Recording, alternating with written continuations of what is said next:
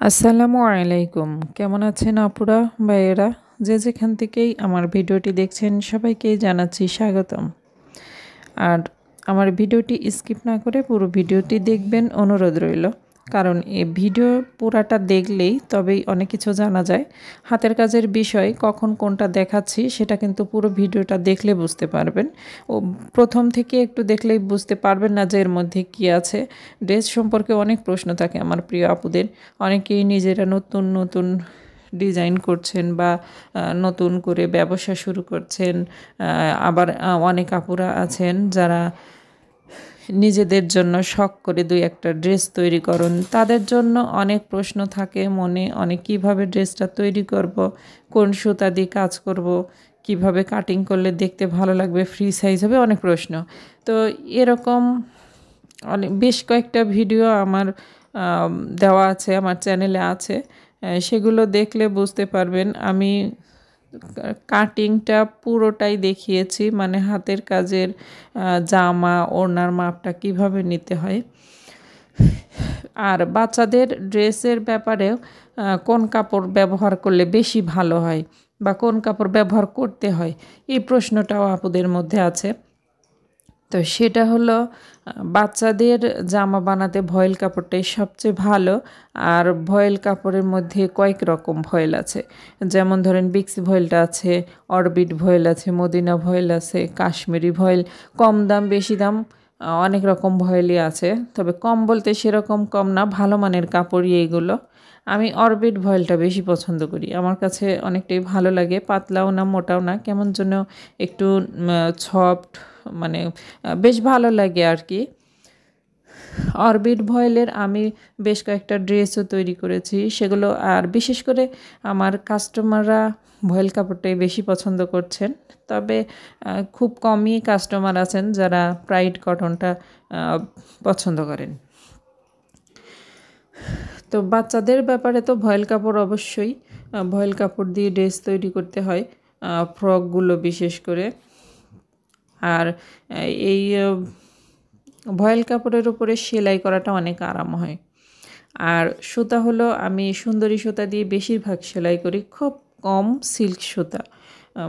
সুন্দরী সুতা দিয়ে সেলাইটা করা অনেকটা সহজ, সেলাইটা বসে ভালো।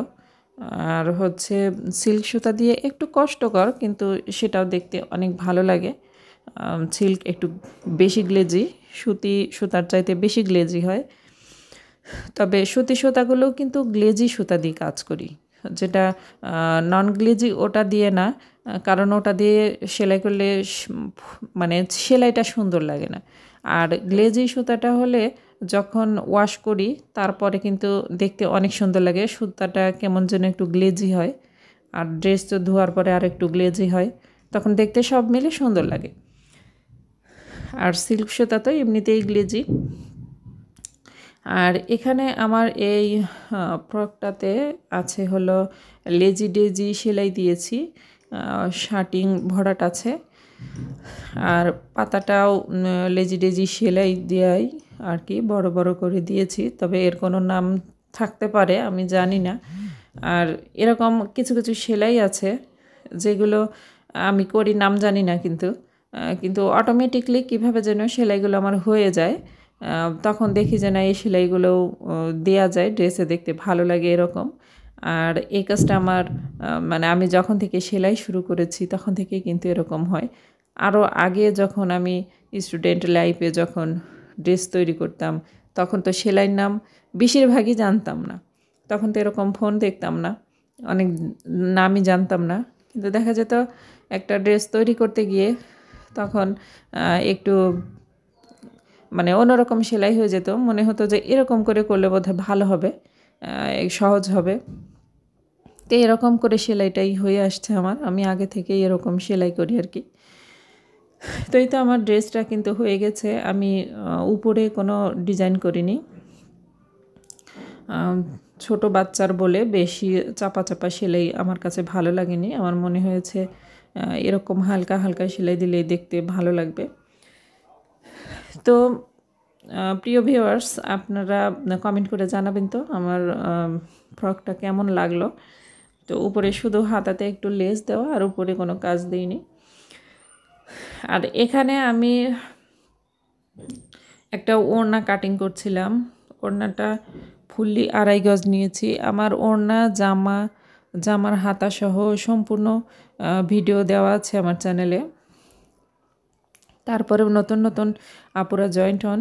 এছাড়াও নতুন নতুন আপুরা নিজেদের জন্য পছন্দ মতো ড্রেস তৈরি করতে চান, যার কারণে অনেক প্রশ্ন করেন। তো সেজন্য প্রায় ভিডিওতে হাতের কাজ সম্পর্কে বিভিন্ন জিনিস দেওয়া হয়, দেওয়ার চেষ্টা করি। হয়তো ড্রেস কাটিং ভিডিও কয়েকটা দেওয়া হতে পারে, কিন্তু এক এক ভিডিওতে কিন্তু এক এক রকমভাবে কিছু টিপস আলাদাভাবে দেওয়া থাকে। এজন্য ভিডিও স্কিপ না করে আর ভিডিওটি রিপিট মনে করে বাদ দিবেন না। বাদ দিলে কিন্তু এর মধ্যে থেকে অনেক কিছুই জানতে পারবেন না, যদি জানার আগ্রহ থেকে থাকে। আর এখানে আমি 2.5 গজ ওড়না নিয়েছি, তার সাথে 3 ইঞ্চি বেশি নিয়েছি, 3 ইঞ্চি 4 ইঞ্চি বেশি নিয়েছি, কারণ এখানে আমার ভেঙে ভেঙে সেলাই করে মেশিনে সেলাই করে নিয়ে জোড়া দিতে হবে, এজন্য অনেকটাই কমে যাবে। এছাড়াও সেলাইয়ের জন্য কমে যাবে। তবে এতে কি ডিজাইন দেব সেটা অবশ্যই আপনাদের সাথে শেয়ার হবে ইনশাআল্লাহ। তো আমার ভিডিওর সাথেই থাকবেন। আর ভিডিওর এ পর্যন্ত যারা চলে এসেছেন, লাইক দিতে ভুলে গেছেন, প্লিজ লাইক দিবেন। আর আমার চ্যানেলে নতুন হয়ে থাকলে আমার চ্যানেলটিকে সাবস্ক্রাইব করে পাশে থাকার অনুরোধ করছি। আর এই কাজটি যারা করে রেখেছেন তাদেরকে অসংখ্য অসংখ্য ধন্যবাদ, কারণ আপনাদের সাপোর্ট এগিয়ে চলার পথকে আরেকটু সহজ করবে। তো এখানে আমার ওড়নাটার আমি দেখতে পেয়েছেন যে আঁচলের দিক থেকে 10-11 ইঞ্চি করে আমি কেটে নিয়েছি, 11 ইঞ্চি পরিমাণ। তো সেই কাটা কাপড়টা দিয়ে আবার এই ক্রিম কালার কাপড়টাকে মাপ দিয়ে নিচ্ছি। সেই পরিমাণ কাপড়ই কেটে আমি এই মেরুন কালার ওড়নাটার সাথে লাগিয়ে ডিজাইন করব। আর এটা কাটওয়ার্ক ওড়না। অবশ্যই ডিজাইন দেখবেন, দেখার জন্য চ্যানেলের পাশে থাকবেন, চ্যানেলটাকে সাবস্ক্রাইব করে এমন সুন্দর সুন্দর অনেক ড্রেস দেখতে নিতে চ্যানেলের পাশে থাকবেন। আর আমার ড্রেস আপনাদের ভালো লেগে থাকলে আমার ফেসবুক মেসেঞ্জারের মাধ্যমে যোগাযোগ করবেন। আর এখানেই তো আমার 2টা ড্রেস কাটিং হয়ে গেল, মানে 2টা কালার দিয়ে ওড়না কাটিং হয়ে গেল। আর আমার এই মেরুন কালার একটা জামাও কাটিং আছে, এটাতেও শুধু কাটিং করে কাপড়টা আলাদা করে রাখা হয়েছে, এতে ছাপ দেওয়া হয়নি এখনও। তো ডিজাইন করব, হাতে কাজ যেহেতু আছে অনেক ব্যস্ততায়, যার কারণে ছাপ দেওয়াটা হয়নি। তবে দিব, নতুন ডিজাইন দিয়ে ছাপ দিব। দেখার আমন্ত্রণ জানিয়ে আমার ভিডিও এখানে শেষ করছি। ভালো থাকবেন সবাই। আর আপনাদের মূল্যবান সময় দিয়ে আমার ভিডিওটি দেখার জন্য অনেক অনেক ধন্যবাদ। আসসালামু আলাইকুম।